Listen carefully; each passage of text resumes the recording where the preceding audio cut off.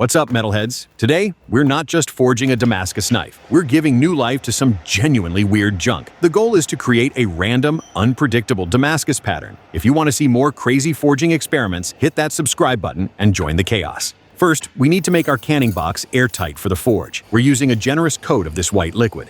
Billets are packed and ready. This first one is packed solid with those calligraphy nibs. Because the nibs don't stack nicely, we're filling the voids with steel powder. The powder melts and acts as a filler metal, ensuring a solid weld and giving us those fine lines in the final Damascus pattern. These are typically high-carbon steel, like 52-100 bearing steel, which is what gives the final knife its killer edge. We're filling the gaps with more steel powder and giving it a final tamp.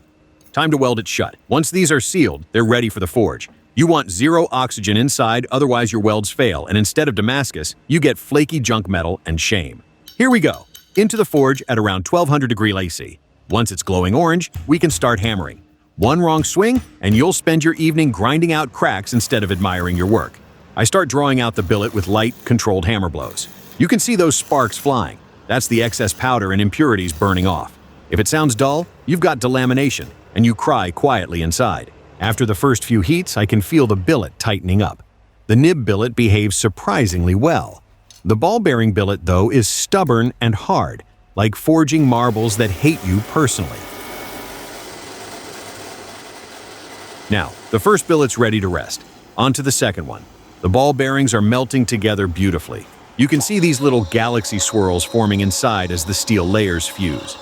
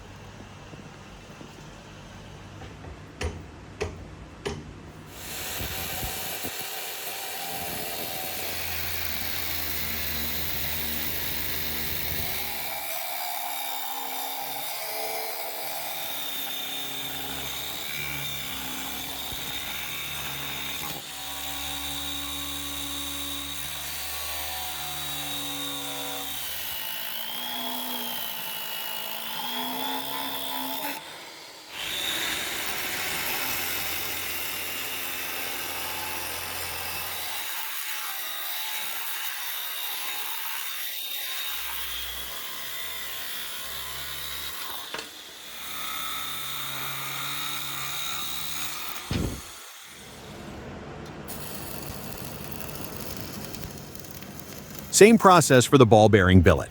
Once the can is removed and the sides are cleaned up, we're welding a handle onto it. This temporary handle lets you manipulate the hot steel safely and efficiently.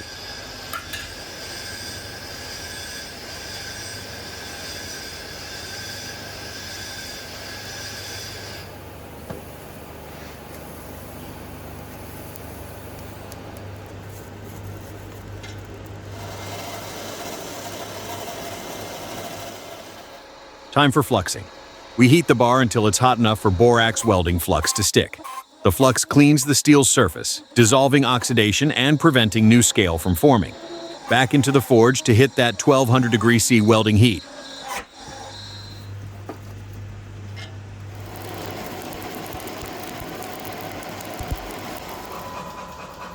Press it, stretch it.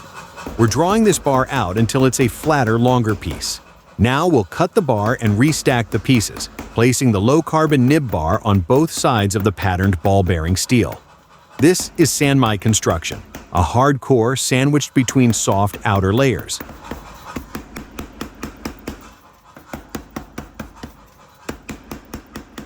Once at welding heat, we press the sandmite stack into a single cohesive billet. This final bar now has 3 layers: a nib layer, a ball-bearing powder layer, and another nib layer. A few more passes on the press, and we have the final blank for our blade.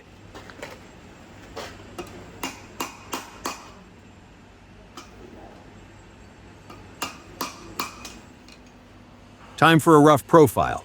A quick sketch on the metal, and then cut out the shape with the angle grinder. I'm cutting just outside the lines. Grinding is for refinement, cutting is for brute force.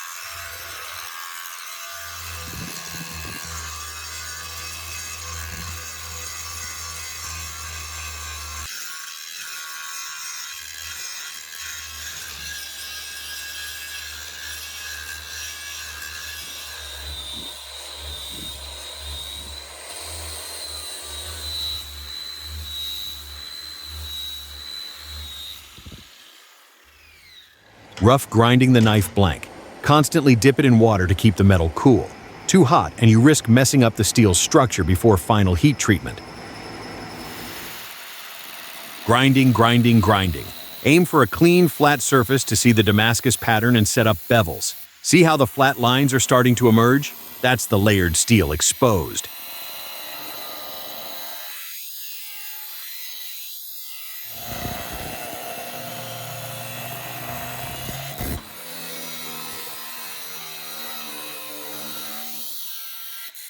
Hardening time. Bring the entire blade up to its critical temperature, around 820–840 degrees Celsius. Watch the color change to dull cherry red. Quench the blade in engine oil. Oil cools slower than water, reducing stress and cracking risk, but still fast enough to form martensite. It creates smoke and steam, the smell of success. Blade is hard but brittle. Rub it with sand to remove quenching residue and prepare for final sanding and polishing.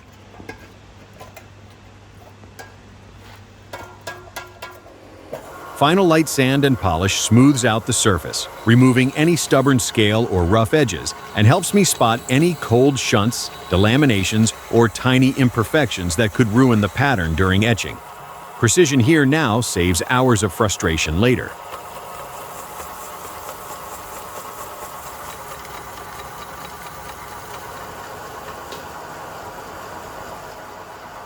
To reveal the Damascus pattern, dip the blade in ferric chloride. The different steels react differently. Low-carbon steel etches darker, high-carbon steel stays brighter, creating a high-contrast swirling pattern. Rinse and clean with soapy water. Pure steel magic.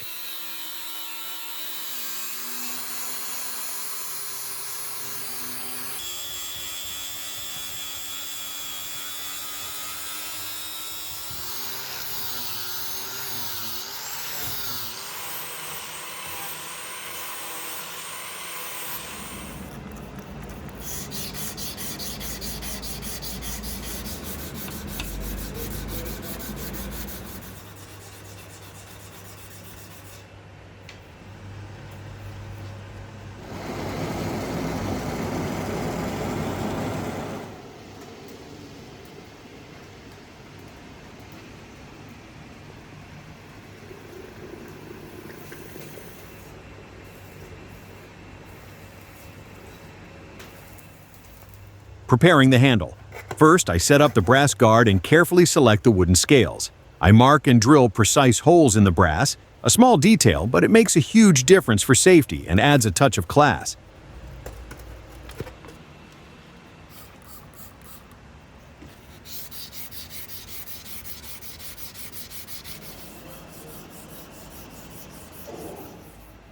The wooden scales are pre-drilled to fit the tang perfectly, ensuring a snug, solid fit. Every little adjustment now guarantees the handle will feel balanced, comfortable, and ready to last for years of use.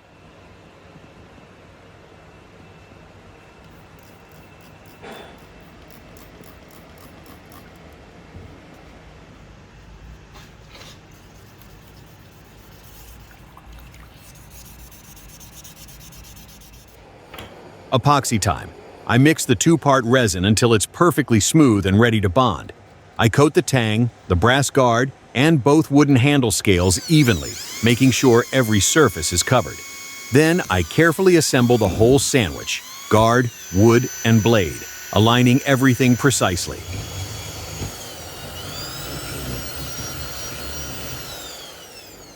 Next, I clamp it tightly for a rock-solid bond that will last. Normally, this needs a full 24 hours to cure, but for TV, we'll fast forward through the suspense and move on to shaping the handle.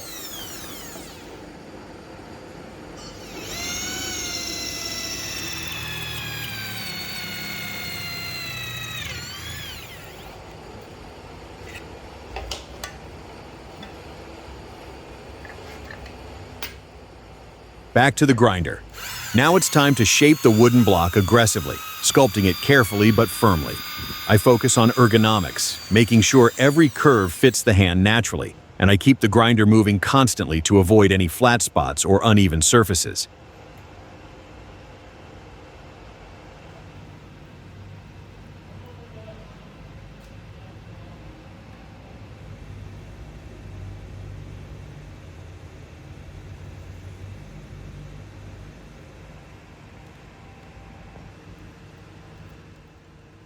The goal is a contoured, comfortable grip that feels perfect in the hand, functional, balanced, and ready for hours of use without fatigue. This is where the handle truly comes to life.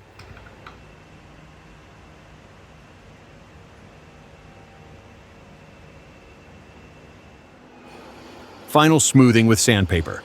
I carefully remove all the aggressive grinder marks, ensuring the wood feels silky and flawless under the fingers. This prep sets the stage for the finish, making every curve and contour perfect.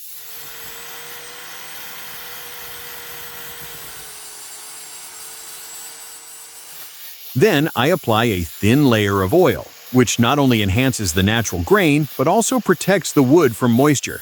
The oil deepens the color, giving the handle a rich, luxurious look that highlights every detail and makes it feel as good as it looks.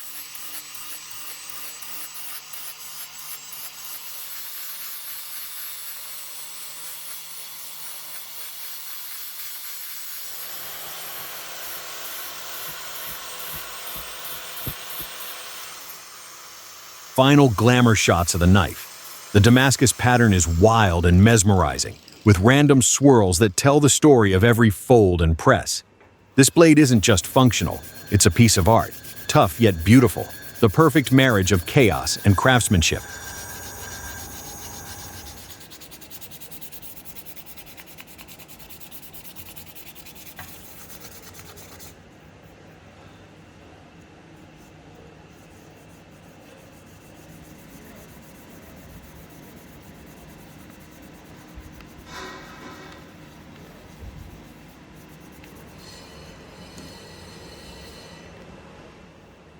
If you liked watching me sweat and smash metal, hit like, subscribe, and tell me in comments what junk to forge next. Old bicycle? Washing machine? I'm serious.